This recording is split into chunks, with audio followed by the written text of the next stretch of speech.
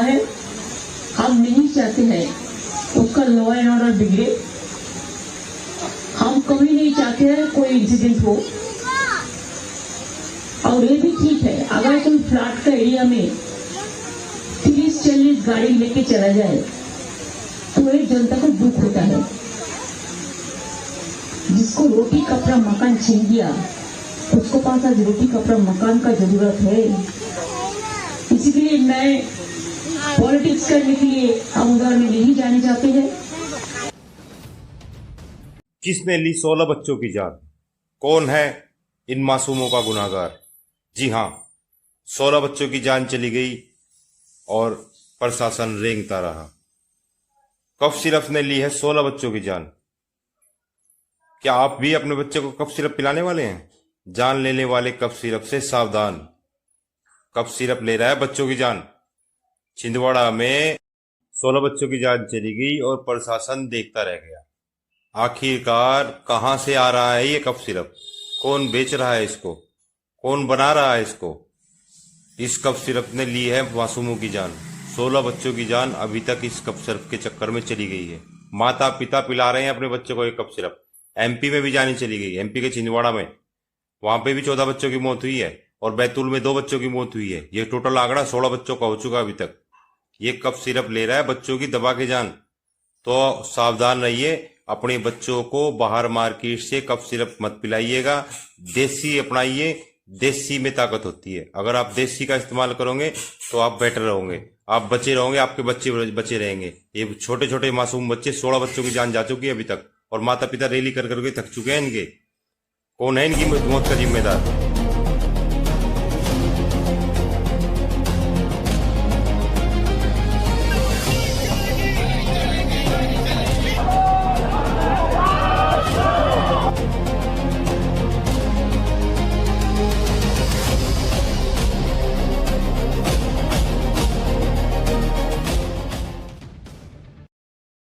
Family थक चुकी है प्रोटेस्ट कर कर कर। जी हाँ, देखिए छोटे छोटे बच्चे, 16 बच्चों की मौत और प्रशासन अभी भी कुछ नहीं कर पाया।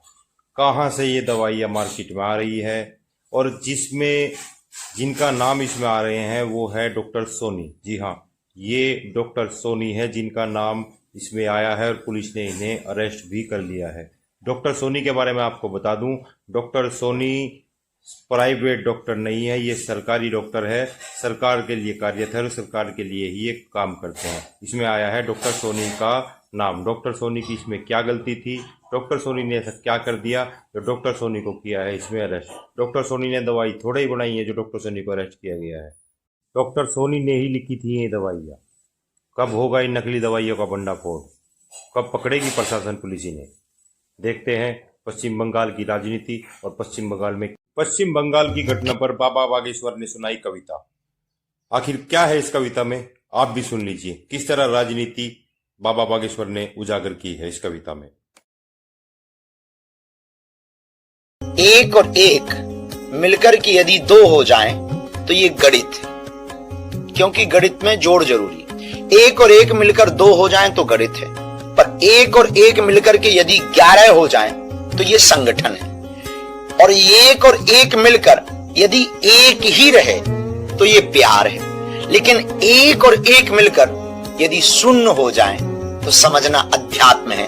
और 1 को 1 से मिलने ही ना दिया जाए, यही कूटनीति है। और 1 को 1 के विरुद्ध खड़ा कर दिया जाए, यही राजनीति है।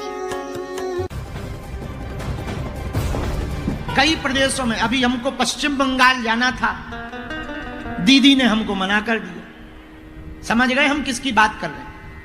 नाम नहीं लेना चाहिए। लो, परमिशन ही कैंसिल हो गई। दूसरी जगह परमिशन नहीं मिल रही, जहां थी वहां पानी भर गया।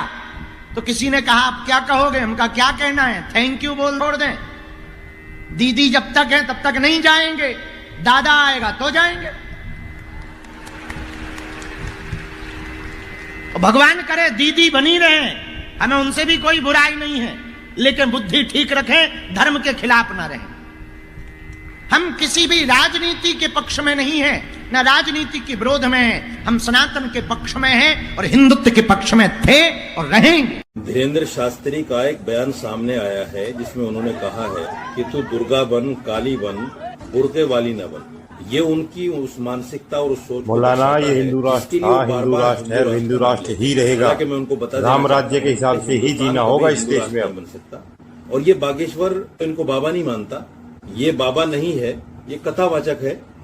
इसने एक बार कहा था, आपको याद होगा, कि जिसके माथे पर सिंदूर न हो उसको खाली पलाट समझ। इसके बयानों का कोई एतबार नहीं। ये हाथ की सफाई दिखाकर लोगों को बेवकूफ बनाते हैं और हिंदू मुसलमान करना इनकी फितरत है। इसी की वजह से ये चर्चा में भी रहते हैं, इसी की वजह से प्राइम मिनिस्टर भी इनके यहाँ चले जाते हैं, छोटे भाई कह देते हैं दुर्भाग्य से। PFI पर इसलिए बैन लगा क्योंकि उनकी जो मूवमेंट थी वो इस्लामिक स्टेट बनाने की थी, जैसा कि एजेंसियों ने कहा। सिमी पर भी इसीलिए बैन लगा कि उनकी मूवमेंट भी इस्लामिक स्टेट बनाने की थी। आज बागेश्वर धाम के धीरेन्द्र शास्त्री खुले मंचों से हिंदू राष्ट्र बनाने की बात कर रहे हैं। क्या उन पर इस तरह का प्रतिबंध नहीं लगना चाहिए? इस्लामिक मूवमेंट ऑफ इंडिया, उसको बैन इसलिए किया गया था कि उनकी जो एक्टिविटी थी वो राष्ट्र के खिलाफ थी, वो इस्लामिक स्टेट बनाना चाहते थे। PFI को बैन इसलिए किया गया क्योंकि उनकी एक्टिविटी राष्ट्र के खिलाफ थी, जैसा एजेंसियों ने कहा। एजेंसियों का जैसे मानना है कि उनकी एक्टिविटी राष्ट्र के खिलाफ है, वो इस्लामिक स्टेट बनाना चाहते हैं। जब इस्लामिक स्टेट बनाने पर दो संगठनों को बिल्कुल बैन किया जा सकता है, तो हिंदू राष्ट्र बनाने पर धीरेन्द्र शास्त्री और उसके धाम को क्यों बैन नहीं किया जा सकता? होने के लिए कहा कि हम इकट्ठे होकर DM को मेमोरेंडम देंगे। शासन प्रशासन सबको पता चल गया, एजेंसियों को पता चल गया। अनुमति नहीं थी जैसा कि प्रशासन ने कहा, लेकिन भीड़ को इकट्ठी होने दिया। जब भीड़ इकट्ठी हो गई तो उस पर लाठीचार्ज किया, पत्थर फेंकने के इल्जामात लगाए, यहां तक कि अब जो है बोतल पेट्रोल बम भी कह दिया गया कि पेट्रोल बम चले हैं। और सैकड़ों लड़कों के खिलाफ जो है नामजद करके FIR कर दी गई। सवाल यह है कि जब शासन प्रशासन को पता था तो भीड़ जमा होने क्यों दी? भीड़ नहीं जमा होने देनी चाहिए थी। ये लॉ एंड ऑर्डर का मसला है। दूसरी बात यह है, योगी जी कह रहे हैं कि डेंटिंग पेंटिंग जरूरी है। योगी जी, मैं बड़े आदर के साथ आपसे कहना चाहता हूं, उन साधु संतों की डेंटिंग पेंटिंग कब होगी जो कहते हैं मुसलमान मलेच्छ हैं, विधर्मी हैं, इनसे लेन देन बंद करो, इनको दुकान किराए पर ना दो, इनको मकान किराए पर ना दो। और यतीमाना सरस्वती जैसे लोग, उनकी डेंटिंग पेंटिंग आप कब करेंगे? उनकी डेंटिंग पेंटिंग कब करेंगे जिन्होंने कावड़ यात्रा के नाम पर लोगों की दुकानें फूकी, दुकानें तोड़ी, लोगों की गाड़ियां जलाई, लोगों की गाड़ियां फूकी? उनकी डेंटिंग पेंटिंग कब करेंगे? क्या मुसलमान सिर्फ डेंटिंग पेंटिंग के लिए रह गया? संवैधानिक पद पर बैठे हुए इस तरह से आपको इस तरह का बयान नहीं देना चाहिए। दूसरी बात यह है, तौक़ीर रजा के खिलाफ कार्रवाई हुई, गिरफ्तारी हो गई, होनी चाहिए। ऐसी कॉल नहीं देनी चाहिए जब अनुमति नहीं है, मैं इस बात को मानता हूं। दूसरे ये है कि आई लव मोहम्मद के सामने आई लव महादेव का ट्रेंड भी नहीं लेकर आना चाहिए, ये भी गलत है। बागेश्वर धाम की जय, काली माई की जय, सन्यासी बाबा की जय। हमको यह वीडियो बनाते हुए मन में थोड़ा सा क्षोभ भी है, परंतु भगवान की रजा में राजी है। 10, 11 और 12 अक्टूबर को कोलकाता में जो श्री हनुमान जी का 3 दिवसीय चरित्र का गुणगान होना था, अत्यधिक बारिश और अज्ञात कारणों से उसको स्थगित किया गया। कालांतर में पुनः कोलकाता आएंगे और हनुमान जी का चरित्र सुनाएंगे।